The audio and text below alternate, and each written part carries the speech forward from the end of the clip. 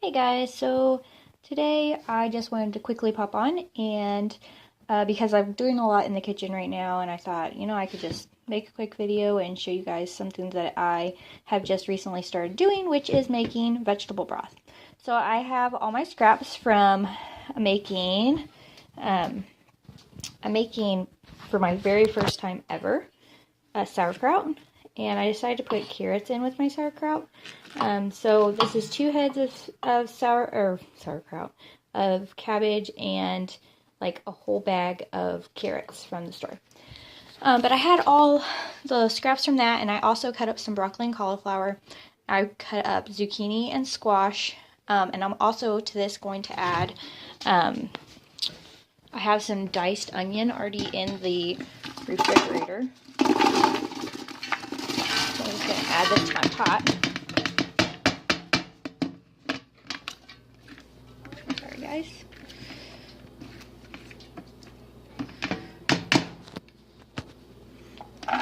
Diced onion.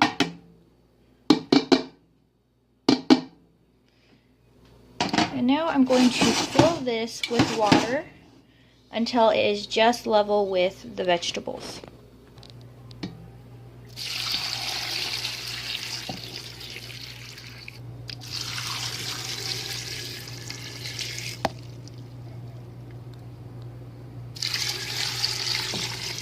There we go. So these are the seasonings that I'm going to put into my water. I'm going to put some black pepper, salt, cayenne, and turmeric. I also normally put in garlic, but I don't have any garlic powder. Actually, I do have minced garlic, so I'm going to put some minced garlic in there. I forgot I had that in my fridge. I just bought that the other day. So I'm going to put all those ingredients in here. And there's no certain amount. What I'm going to use this mainly for, this vegetable broth, I'm going to put quite a bit of salt in. This vegetable broth will be mainly used for seasoning my rice and stuff. I'll use it. Also if I'm making a soup or something like that. So I want to kind of think of it as this is going to be kind of a flavorful seasoning that will go for a lot of different stuff. I'm not measuring anything.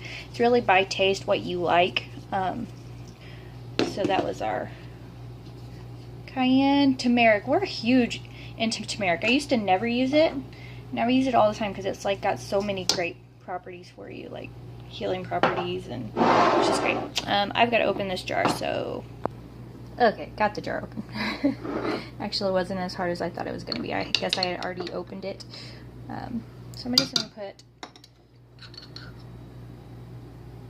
a couple of those in.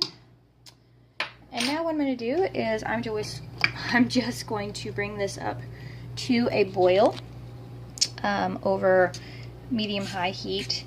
And once it gets to a boil, I'll turn it down to a simmer, and I'm going to simmer this for like an hour and a half, probably anywhere from an hour and a half to 2 hours, just so it starts reducing down and really getting all those flavors in really good.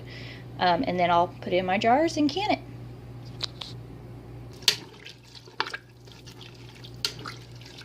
Look at all those different veggies in there. It's gonna be good veggie broth.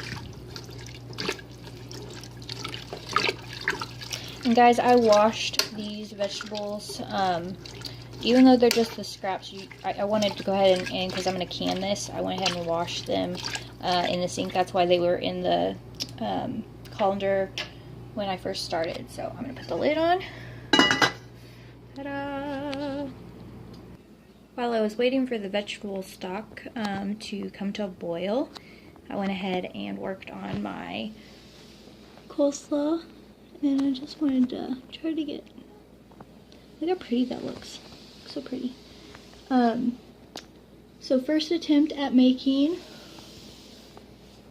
I keep saying coleslaw, guys. It's not coleslaw. It's sauerkraut. Sauerkraut. Why do I keep saying coleslaw? I don't know. Anyway, I'm pretty happy with how it turned out so far. And I'm very excited to wait. The person that I watched make a recipe similar to this one said at least 3 days, 3 to 5 days before you can eat it, before you know it's to the point that you want to eat it as sauerkraut. And then I think they said it lasts was it 5 months? I don't know, I'll have to look at that and see. But anyways, I want to show you my progress on that. I'm pretty excited about it. Okay, so after getting all the liquid taken out of our vegetables, and we squeezed it, did all that fun stuff, we put it in our jars, and now we're going to add our water to, add our water to where it's 1/4 of the way up.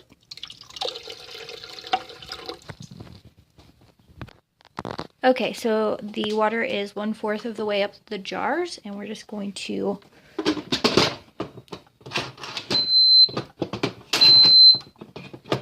make sure this locks down for me. Last time I did this, the first time I ever canned, it did not lock down. And I'm going to close the valve. So now we're going to set our time. We're going to push the steam canning button, then our cook time up to 45.